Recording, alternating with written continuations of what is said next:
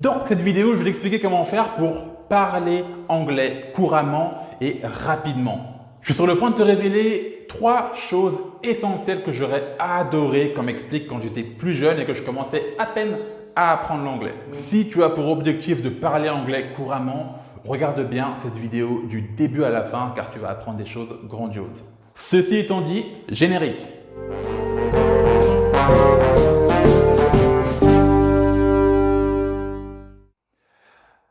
Hi there English learners, Romeo here et bienvenue sur la chaîne Anglais sans limite, la chaîne dans laquelle je t'explique mes meilleures méthodes pour apprendre l'anglais en autodidacte et le plus efficacement possible.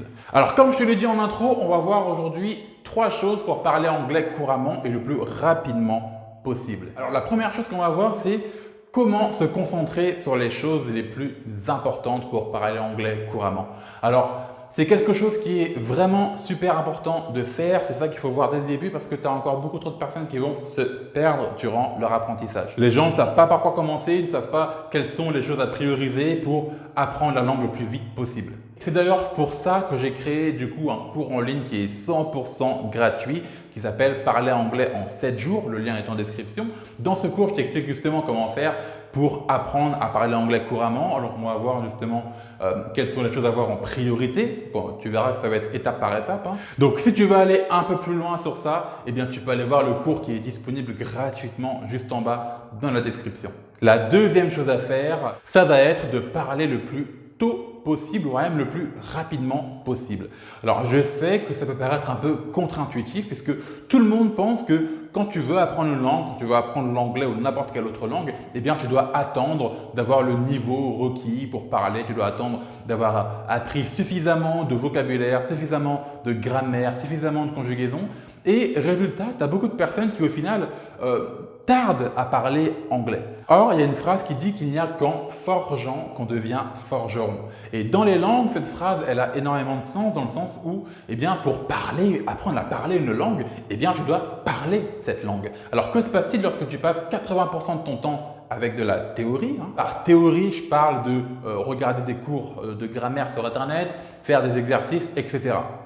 Donc, quand tu passes 80% de ton temps à faire de la théorie et seulement 20% à peine à faire de la pratique, tu te rends compte que ça devient assez compliqué de t'améliorer en anglais.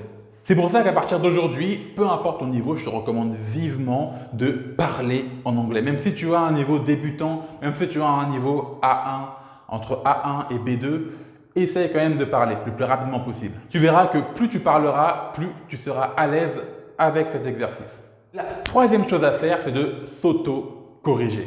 C'est vrai que quand tu apprends l'anglais seul, tu n'as pas forcément de professeur.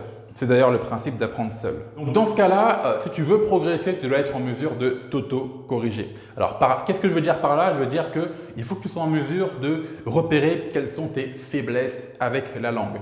D'ailleurs, c'est pour ça que je te recommandais en étape 2 de parler le plus possible parce que tu verras que en parlant, tu vas te rendre compte qu'il y a des choses que tu n'arrives pas à dire. Il y a du vocabulaire qui va te manquer.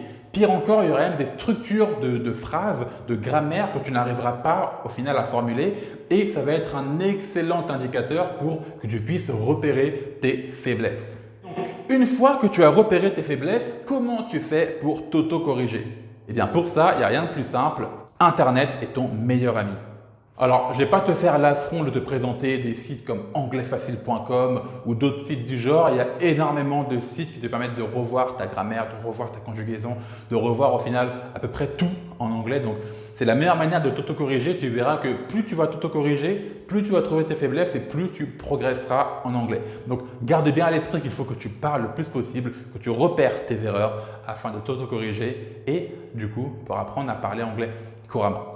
N'oublie pas que si tu veux aller plus loin, j'ai créé un cours en ligne qui s'appelle Objectif Bilingue. Dans ce cours, je t'explique ma méthode, ma stratégie en fait de A à Z que j'ai utilisée depuis que je suis adolescent pour parler anglais couramment jusqu'à devenir bilingue. Alors le cours vient à peine de sortir, il est aussi disponible en description si tu veux aller jeter un coup d'œil. Si tu aimes mon contenu, tu peux aussi t'abonner, mettre un like et me poser toutes tes questions en commentaire. Quant à moi, je te dis à la prochaine pour une future vidéo. C'était Roméo pour la chaîne Anglais sans limite. Salut, au revoir, bye!